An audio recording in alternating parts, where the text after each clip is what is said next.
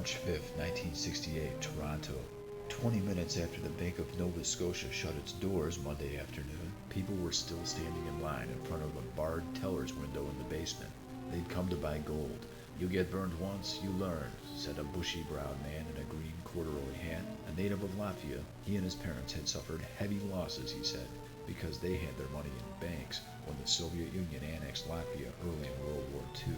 Perhaps half the people in line at the gold window spoke with a European or British accent. Some had United States currency, but none acknowledged that he was a citizen of the United States.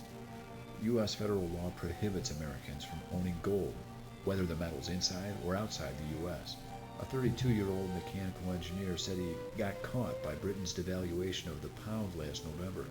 He has bought 50 ounces of gold since then at a cost of about $1,750 in U.S. funds. "I'm not speculating. I'm protecting," he said. "I'll give it a year. If nothing comes of it, I'll sell out." This man and others said a rise in the price of gold, which the United States has been pegging at $35 an ounce, seemed to be inevitable, despite President Johnson's firm pledge not to change the price and to continue to sell gold to other governments for dollars. The United States would be forced to change the price or stop selling, some gold buyers said, because the war in Vietnam was expanding.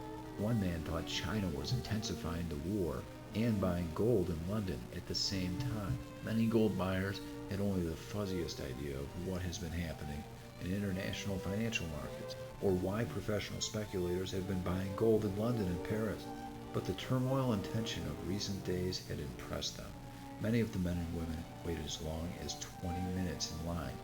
They counted out $2,000 or $3,000 or more in cash at the gold window.